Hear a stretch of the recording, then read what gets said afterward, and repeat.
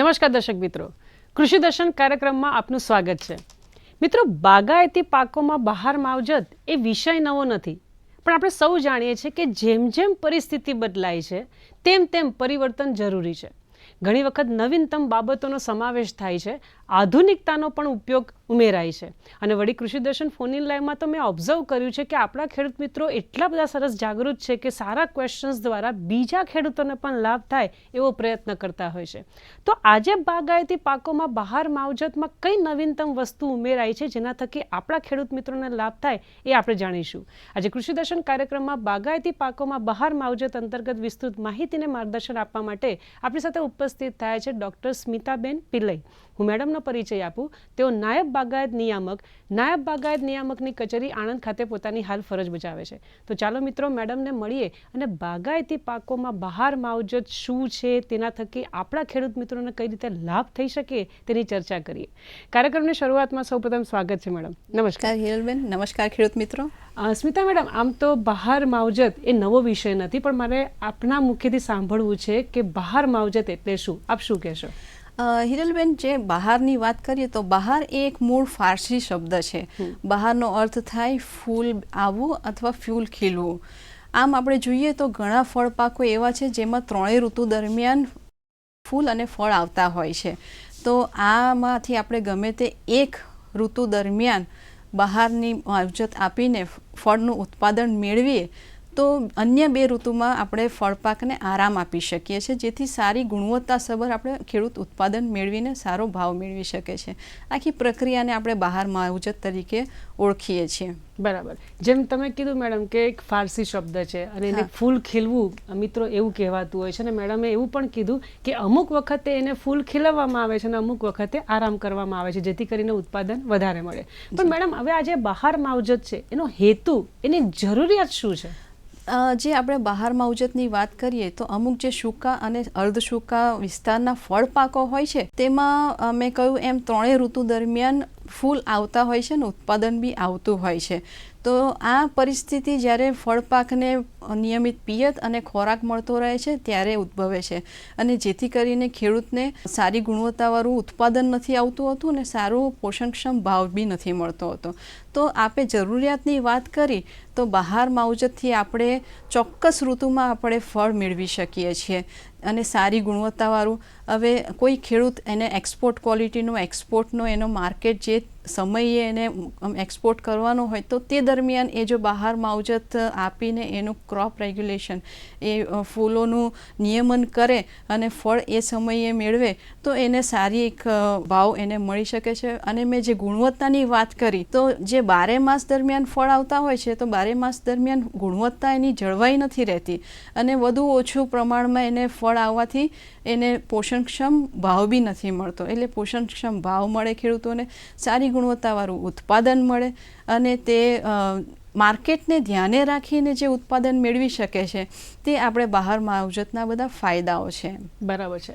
હવે મેડમ, લગભગ એવું કહેવાય કે કોઈ પણ ખેડૂત કેમ ના હોય એ પાકની શરૂઆત એવી રીતે જ એવા ઉદ્દેશ્યથી કરતો હોય કે હું ઓછા ખર્ચમાં વધારે ઉત્પાદન મેળવું અને મને બજારમાં સારો એવો ભાવ મળે. પરંતુ આજે બહાર માવજતની આપણે વાત કરીએ તો મેં નિષ્ણાંતો દ્વારા સાંભળ્યું છે કે કેટલાક પ્રકાર છે. આ કયા કયા પ્રકાર છે એના વિશે વાત કરીએ. હવે જે આપણે ફળપાકમાં બહારની માવજત આપવામાં આવે છે એના મુખ્ય 3 પ્રકાર છે. આપણે કહીએ તો મૃગ બહાર, હસ્ત બહાર ને અંબે બહાર. હવે મૃગ બહાર એટલે મૃગ નક્ષત્ર દરમિયાન જે બહારની માવજત આપવામાં આવે છે તેને આપણે મૃગ બહાર કહીએ છીએ, અને હસ્ત બહાર એટલે હસ્તિની નક્ષત્ર દરમિયાન જે આપણે બહારની માવજત આપવામાં આવે છે એને હસ્ત બહાર કહેવામાં આવે છે. અને જ્યારે કે આંબામાં મોર આવતી હોય અને આપણે એ સમયે જે બહારની માવજત આપવામાં આવે છે એ અંબે બહાર કહેવામાં આવે છે. બરાબર. હવે તમે જે મૃગ બહારની વાત કરી, મેડમે આપણને હસ્ત બહારની વાત કરી, અંબે બહારની વાત કરી, પણ આ જે અલગ અલગ પ્રકાર છે એ પ્રકારની બહાર લેવાથી ક્યારે ફાલ મેળવી શકાય? જો આ ખૂબ જ અગત્યની વાત છે અને ખેડૂતે આ બાબતે ખૂબ ધ્યાન બી રાખવું જોઈએ કે આપણે ક્યારે કઈ બહાર લેવાથી આપણને ક્યારે ઉત્પાદન આવતું હોય છે. તો મેં જેમને 3 બહારની વાત કરી તો પહેલી આપણે મૃગ બહારની વાત કરીએ તો મૃગ બહાર એટલે જે ફૂલો આવવાનો સમય જૂન જુલાઈ હોય છે અને એ ફૂલો જૂન જુલાઈમાં જ્યારે આવે તો ફળ પાકવાનો સમય એનો ઓક્ટોબરથી ડિસેમ્બર સુધીનો હોય છે. એ પછી જે હસ્તબહારની આપણે વાત કરીએ તો હસ્તબહારમાં ફૂલ આવવાનો સમય ઓક્ટોબર નવેમ્બરનો હોય છે અને એમાં ફળ આવવાનો સમય જે છે એ ફેબ્રુઆરી માર્ચથી લઈને એપ્રિલ સુધીનો હોય છે. અને અંબે બહારની જે મેં વાત કરી એમ આંબામાં મોર આવે એટલે કે ડિસેમ્બરથી લઈને ફેબ્રુઆરી સુધીનો જે ફૂલ આવવાની પ્રક્રિયા હોય છે એને આપણે આંબે બહાર કહીએ છીએ અને તેમાં ફળ આવવાનો સમય મે જૂન હોય છે. બરાબર, એટલે ટૂંકમાં એવું કહી શકાય કે 12 માસ હું આ બહારની માવજતનો લાભ લઈ શકો છો. મિત્રો, આપ જોઈ રહ્યા છો કૃષિ દર્શન કાર્યક્રમ. અત્યારે આપણે વાત કરી રહ્યા છે બાગાયતી પાકોમાં બહાર માવજત. અત્યારે સમય થયો છે નાનકડા વિરામનો. મળે વિરામ બાદ.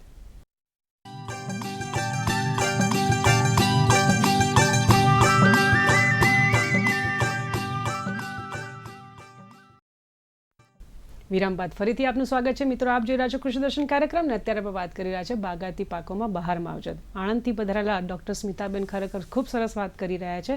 આપે મૃગ, હસ્ત અને અંબે ત્રણે બહારની વાત કરી અને 12 મહિના એટલે કે જૂન, જુલાઈ, ઓગસ્ટ, નવેમ્બર અને ડિસેમ્બર, ફેબ્રુઆરી તમામની આપણે વાત કરી લીધી. મેડમ, કયા કયા ફળ પાકોમાં, કારણ કે ઘણી વખત એવું થાય કે ફળ પાકો વિશે પણ જો માહિતી ના હોય તો અમને અગવડતા પડી શકે, તો કયા કયા ફળ પાકોમાં બહાર માવજત લેવામાં આવે છે એના વિશે અમારા ખેડૂત મિત્રોને કહેશો. હવે મેં આપને વાત કરી, આપણે એક્સપોર્ટની બી વાત કરી, બજારના ડિમાન્ડની પણ વાત કરી.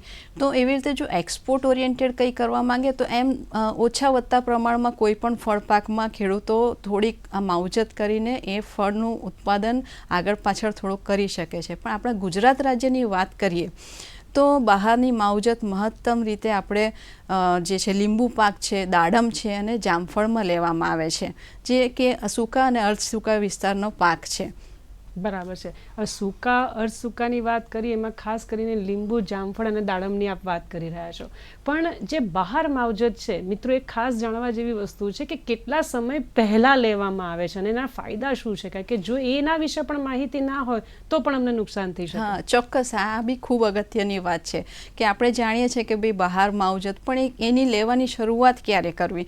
તો સામાન્યતઃ જે ફૂલો આવવાનો સમય હોય કે આપણે જે બહાર લેવા માંગતા હોય તે બહારના ફૂલ આવવાના 2 મહિના પહેલાં આપણે માવજતની શરૂઆત કરવાની હોય છે.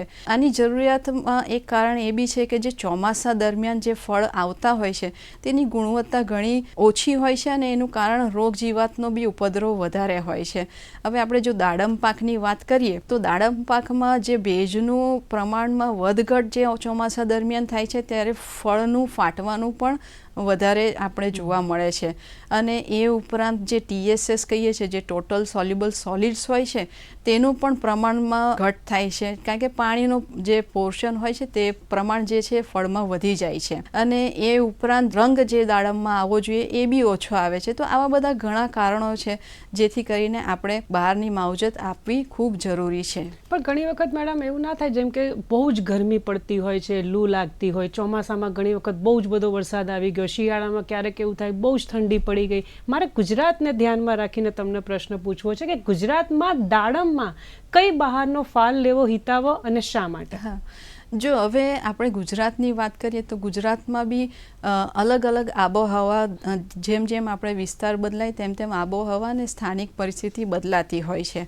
તો આપણે દાડમ પાકમાં ગુજરાતમાં જોઈએ તો જ્યાં વરસાદ નબળું હોય છે અને પિયતની સુવિધા ઓછી હોય છે અને ચોમાસા દરમિયાન ભેજનું પ્રમાણ ઓછું હોય છે તેવા વિસ્તારો, એટલે કે આપણે ઉત્તર ગુજરાત છે, કચ્છ છે અને અમુક સૌરાષ્ટ્રના વિસ્તારોમાં આપણે કહીએ તો ચોમાસા દરમિયાન આપણે મૃગ બહાર લેવું હિતાવી છે. અને જે મૃગ બહારમાં આપણે ચોમાસા દરમિયાન જ્યારે વરસાદ આવે ત્યારે આપણે ખાતરને એનું આપીને આપણે બહાર લઈ શકીએ છીએ. જ્યારે કે દાડમમાં જે ચોમાસા આવતા પહેલાં આ વિસ્તારોમાં આપણે જેની એની ટોચની ડાળીઓ છે એને 1 ફૂટ ઉપરથી આપણે છાંટણી કરવાની હોય છે અને પાણી પીલા અને જે પીલા અન્ય પીળા હોય તેનો નિકાલ કરવાનો હોય છે. આ કરવાથી જે ચોમાસા દરમિયાન પહેલો જ્યારે એને વરસાદ મળતો હોય છે ત્યારે નવી ફૂટ નીકળતી હોય છે અને નવા ફૂટમાં જે ફૂલ આવતા હોય છે જૂન જુલાઈ દરમિયાન તે સિઝન વાઇઝ આપણને ફળ મળતા હોય છે. અને એ સિવાય જ્યારે આપણે મધ્ય ગુજરાત ને દક્ષિણ ગુજરાતની વાત કરીએ તો મધ્ય ગુજરાત ને દક્ષિણ ગુજરાતમાં વરસાદ અને ભેજનું પ્રમાણ વધુ હોય છે, જેથી કરીને આપણે હસ્ત બહાર એમાં લઈ શકીએ છીએ. હવે ચોમાસા બાદ આપણે એને 1 થી 2 મહિના સુધી પિયત બંધ કરવાની હોય છે. અને ઘણીવાર એવું બી બનતું હોય આપણે પિયત બંધ કરવાનું વિચારીએ પણ ચોમાસું લાંબુ ખેંચાઈ જતું હોય છે. તો એવા સમયમાં ચોમાસું ખેંચાયા બાદ જો તમે પિયત રોકીને જો હસ્ત બહાર લેવા જાઓ તો તમારું એ ઉત્પાદન પાછું બીજા ચોમાસામાં મળે, જે પાછી ગુણવત્તા એમાં સારી નથી આવતી. જેથી કરીને આવા સમયે તમે 1000 ppm ઇથેફોનનો છંટકાવ કરો તો તમે ઉત્પાદન થોડુંક વહેલું મેળવી શકો છો અને ગુણવત્તાસભર આપણે ઉત્પાદન ખેડૂતોને સારું મળવાથી બજાર ભાવ સારો મળતો હોય છે. બરાબર છે. જેમ દાડમની વાત કરી તો આપણે લીંબુને પણ કેમ છોડી દઈએ. મેડમ, આ જે લીંબુ છે એમાં બહારની માવજત આપવામાં ન આવે તો વર્ષમાં ફૂલ અને ફળ એ કઈ ઋતુમાં આવે છે એના વિશે કહેશો? જી, હવે છે ને આ લીંબુમાં પણ એવું જ છે કે ત્રણેય ઋતુમાં એમાં ફળ આવતા હોય છે. અને આપણે જાણીએ છીએ કે આપણને લીંબુની જરૂરિયાત ક્યારે વધારે રહે છે, તે ઉનાળામાં રહે છે. પણ હવે લીંબુમાં એવું છે, લીંબુ પાકમાં કે એમાં સૌથી વધારે એટલે 60% જેટલું ઉત્પાદન તો એનું ચોમાસામાં આવે છે અને બાકીનું જે રહેલું 30% એ શિયાળામાં આવે છે. અને આપણે જ્યારે વધુ માર્કેટ ડિમાન્ડ હોય, ભાવ હોય, એ ઉનાળામાં માત્ર ને માત્ર આપણે 10% એનું બહારને ઉત્પાદન મળતું હોય છે. તો આનું આપણે બહાર નિયમન કરીને આપણે ઉનાળા દરમિયાન થોડુંક ઉત્પાદન આપણે વધારે મેળવી શકીએ છીએ. બરાબર. મને આજે આશ્ચર્ય લાગ્યું જ્યારે તમે એમ કીધું કે ખાલી ઉનાળામાં ફક્ત 10% ફળ મળે છે, તો હવે ચિંતા થાય. તો પછી આ લીંબુમાં બહારની માવજત કઈ રીતે લેવી જોઈએ? જી ચોક્કસ. હવે જો આપણે લીંબુની વાત કરીએ તો જ્યારે લીંબુમાં આપણે ઉત્પાદન લેતા હોઈએ ત્યારે ઉનાળા દરમિયાન એને આપણે લીંબુની વાડીને ખેડીને ગોળી નાખવાની. એ બાદ 20 દિવસ સુધી આપણે એને પિયત આપ્યા વગર એને રેસ્ટ આપવો. હવે આ દરમિયાન જે છે સૂકા અને રોગિષ્ટ ડાળીઓ હોય તેનો આપણે નિકાલ કરવાનો હોય છે. હવે આના નિકાલ બાદ તમારે બોર્ડો મિક્સરનો છંટકાવ કરવો, જેથી કરીને જે આપણે નિકાલ કર્યો ને ત્યાં ડાળીઓ તૂટવાથી બીજી રોગ જીવાત એમાં ના આવે, એના માટે આપણે એનું પણ નિયમન કરવું જરૂરી છે. ત્યારબાદ જે 20 દિવસ બાદ આપણે એને ભલામણ મુજબ ખાતર એને આપીને હળવું પિયત આપીએ તો ફૂલ આવવાની પ્રક્રિયા ચાલુ થાય છે. હવે ઘણીવાર લીંબુમાં કેવું બનતું હોય છે કે આપણે આ બધી પ્રક્રિયા કરીએ ને તો ફૂલ આવવાના બદલે વાનસ્પતિક વૃદ્ધિ ચાલુ થઈ જતી હોય છે. તો આવા કિસ્સામાં આપણે 10 ppm 2,4-D અથવા 50 ppm Na એટલે નેપ્થેલિક એસિટિક એસિડ 1% યુરિયાના દ્રાવણમાં, 1% એટલે 1 કિલો યુરિયા હોય તો તમે 100 લીટરમાં તમે ઓગાળો તો એ 1% યુરિયાનું દ્રાવણ બને. આવો દ્રાવણનો તમે છંટકાવ કરવાથી ફૂલ બેસવાનું ચાલુ થશે. હવે આ જ્યારે ફૂલ બેસે તો પછી ફૂલની વૃદ્ધિ માટે ને ફૂલ ખરતા અટકાવવા માટે આપણે ફરીથી 20 મિલીગ્રામ Na એટલે નેપ્થેલિક એસિટિક એસિડ 2% યુરિયાના દ્રાવણમાં મિશ્ર કરીને છંટકાવ કરવાથી ફૂલના ખરવાનું અટકી જશે. અને ફૂલ ખરવાનું અટકવાની સાથે સાથે જે ફળની ગુણવત્તા અને જે વિકાસ અને કદમાં સારું એવું વધારો થાય છે. અને આના સાથે આપણે સારી એક ઉત્પાદન આપણે લીંબુ પાકમાં ઉનાળા દરમિયાન જે કે ફેબ્રુઆરીથી લઈને એપ્રિલ સુધી આપણે આનું ઉત્પાદન આપણે વધુ મેળવી શકીએ છીએ. આ રીતે આપણે લીંબુમાં આપણે નિયમન કરી શકીએ છીએ. એ ઉપરાંત આપણે 500 ppmનું સાયકોસિલનું જે દ્રાવણ છે એનો પણ છંટકાવ કરીને થોડુંક તમે એમાં ઉત્પાદનમાં વધુ સારું આપ મેળવી શકો છો. બરાબર. મિત્રો, આપ જોઈ રહ્યા છો કૃષિ દર્શન કાર્યક્રમ. અત્યારે આપણે વાત કરી રહ્યા છીએ બાગાયતી પાકોમાં બહાર માવજત. અત્યારે ફરીથી સમય થયો છે એક નાનકડા વિરામનો. મળે વિરામ બાદ.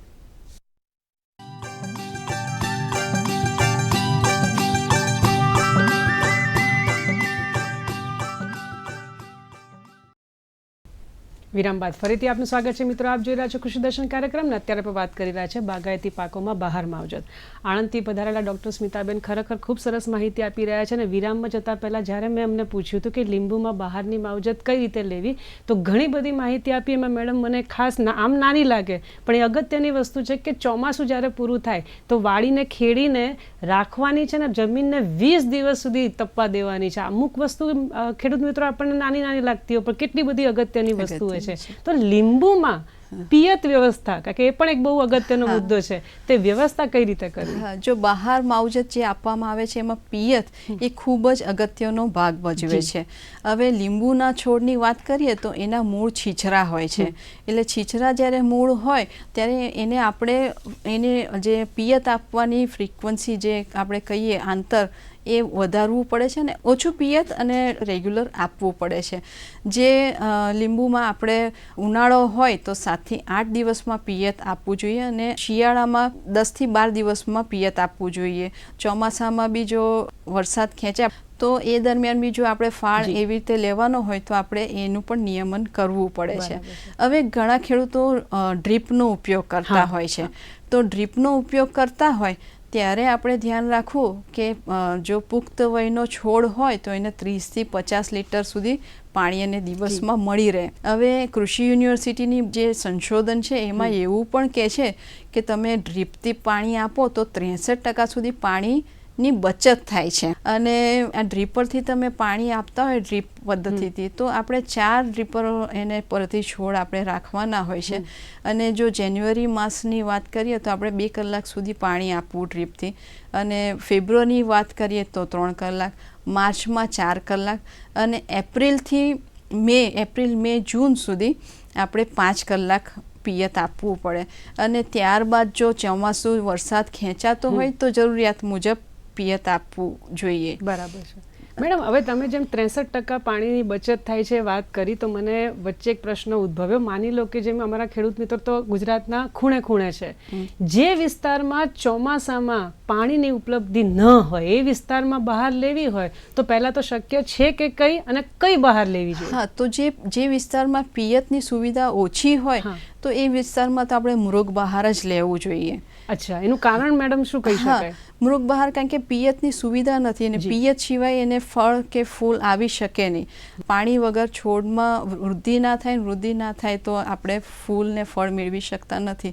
એટલે આપણે મૃગ બહાર એટલે કે ચોમાસા દરમિયાન જે ફૂલ આવતું હોય એ આપણે એને પ્રિફર કરતા જેથી કરીને ઉત્પાદન અને આપણને બજાર ભાવ બંને મળી શકે. આપણે દાડમની, લીંબુની વાત કરી, જામફળને કેવી રીતે ભૂલી શકાય? જામફળમાં મેડમ કઈ બહાર લેવામાં આવતી હોય છે? જો સામાન્યતઃ આપણે આપણા રાજ્યની વાત કરીએ તો જામફળમાં મૃગ બહાર લેવામાં આવે છે. એટલે મૃગ બહારની આપણે વાત કરી જેમાં ફૂલ જૂન જુલાઈમાં આવતા હોય ને ફળ ઠંડી દરમિયાન જે ઓક્ટોબરથી લઈને નવેમ્બર સુધી ફળ મળતું હોય છે. આપણે જોઈએ તો આપણે બી અનુભવ્યું હશે કે મૃગ બહારમાં જે ફળ આવતા હોય છે એ ખૂબ જ ગુણવત્તામાં સારા હોય છે અને સ્વાદિષ્ટ બી હોય છે અને ખેડૂતોને ઉત્પાદન પણ વધુ મળતું હોય છે. પણ ખેડૂતો ભાવ વધારે મેળવવા માટે મેં કહ્યું ને એમ જામફળમાં પણ 3 ઋતુમાં ફૂલ ને ફળ આવતા હોય છે. તો એનું જે તે એને લોકલ માર્કેટ અને જે એને બજારમાં એને ઉત્પાદન આપવાનું છે જ્યારે આપવાનું હોય એ રીતે નિયમન કરી શકે છે. તો ખેડૂતો હસ્ત બહાર પણ લેતા હોય છે, પણ હસ્ત બહારમાં એ છે કે એનું જે ફળ છે એ ઉનાળા દરમિયાન આવતું હોય છે, એટલે જે ફળનું કદ નાનું હોય છે અને જે એના બિયા હોય છે એ બી સખ્ત હોય છે. એટલે જે આપણે મૃગ બહારના સાપેક્ષમાં હસ્ત બહારના ફ્રૂટની ફળની જે ગુણવત્તા છે એ થોડીક ઓછી હોય છે. પણ તેમ છતાં સારો ભાવ મેળવવા ખેડૂતો હસ્ત બહાર અને અંબે બહાર બી લેતા હોય છે. અંબે બહારનું ઉત્પાદન ચોમાસામાં આવતું હોવાથી રોગ જીવાતનો બી પ્રશ્ન રહેતો હોય છે. એટલે રોગ જીવાત ના આવે એના માટે આપણે ભલામણ મુજબની કાર્યવાહી કરવાની હોય છે. બરાબર. હવે જેમ આપણે દાડમ છે, જામફળ છે, લીંબુની વાત કરી, પણ અમારા ખેડૂત મિત્રો એટલા બધા જાગૃત છે મેડમ કે એ સિવાય પણ જો એને કોઈ ઉપરાંત પણ કોઈ પાક લેવા માંગતા હોય તો કયા પાકોમાં માવજત આપવી હિતાવહ છે આપની દ્રષ્ટિએ? જો આપણે મુખ્યત્વે મેં તમને વાત કરી તો આપણે 3 પાક છે જેમાં આપણે બહારની માવજત ગુજરાતમાં લેવાય છે. પણ હવે આપણા ખેડૂતો નવી પાકો આપણે ઉમેરતા હોય છે. એમાંથી એક છે ડ્રેગન ફ્રૂટ. ડ્રેગન ફ્રૂટ એ આપણા ગુજરાત માટે એક નવો પાક છે અને ખૂબ જ એનો વિસ્તાર બી સારો એવો વધી રહ્યો છે અને ખેડૂતો સારી આવક ડ્રેગન ફ્રૂટના વાવેતરથી મેળવે છે. હવે ડ્રેગન ફ્રૂટની મેં વાત કરી તો એમાં એકવાર આપણે વાવેતર કરવા પછી જો તમે વ્યવસ્થિત ખેડૂત માવજત આપે તો 18 મહિનામાં જ ફળ આપતું થઈ જાય છે. અને આપ જાણો છો કે આપણે ડ્રેગન ફ્રૂટનો ભાવ કેટલો સારો ખેડૂતને મળતો હોય છે અને એ સ્વાસ્થ્ય માટે પણ ડ્રેગન ફ્રૂટ ઘણું સારું હોય છે. પણ હવે ડ્રેગન ફ્રૂટમાં એક તકલીફની વાત એ છે કે એનો જે વિકાસનો જે સમય છે એ ખૂબ ઓછો છે, એટલે મે થી ઓક્ટોબર સુધીનો જ છે. એટલે ફળ આવવાનો બી સમય એ 2-3 મહિનાનો જ રહે છે. તો આને આપણે કેવી રીતે ફળ આમાં વધારે ડ્રેગન ફ્રૂટમાં મેળવી શકીએ? તો એના માટે ખેડૂતો બહારની માવજત જે આપણે હમણાં સુધી જે કરી એ પિયત દ્વારા અને ડાળીને કાપીને ને એવી રીતે આપણે કરી છે. પણ ડ્રેગન ફ્રૂટમાં લાઇટ ઇન્ડક્શન એટલે પ્રકાશ સંશ્લેષણ, પ્રકાશની પ્રક્રિયા થી કરવામાં આવે છે. ડ્રેગન ફ્રૂટ જે પ્રકાશ પ્રેમાળ છોડ બી છે, એટલે એને પ્રકાશ તમે થોડુંક વધારે આપો તો તમે સારું એવું ઉત્પાદન એમાં મેળવી શકો છો. અને તેમાં પણ પ્રકાશ જો LED લાઇટથી આપવામાં આવે તો ઘણું સારું ખેડૂતો માટે રહે છે. અને એમ પણ તમે જે સરસ વાત કરી કે ડ્રેગન ફ્રૂટ, ગયા વખતની જો હું વાત કરું તો લગભગ અમારા ઘણા બધા એપિસોડ આ ડ્રેગન ફ્રૂટ ઉપર મેડમ અમારા ફોન ઇન લાઈવ પણ થયા અને આ રીતે કૃષિ દર્શન કાર્યક્રમ પણ લેવાયો અને એના પણ લાભ લીધો અને એ લોકોએ LED ગ્રો લાઇટની પણ લગભગ એ લોકોએ ઉપયોગ પણ કર્યો છે.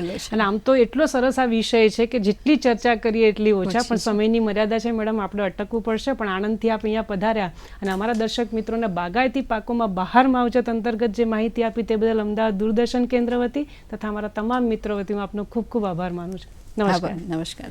મિત્રો, આજે કૃષિ દર્શન કાર્યક્રમમાં ડૉક્ટર સ્મિતાબેન પિલ્લઈ મેડમ પાસેથી આપણે બાગાયતી પાકોમાં બહાર માવજત અંતર્ગત માહિતી મેળવેલી માહિતીનો ભરપૂર ઉપયોગ કરીને સફળતા મેળવો તેવી શુભેચ્છા. ફરી મળીશું એક નવા વિષય સાથે. ત્યાં સુધી રજા આપશો. નમસ્કાર.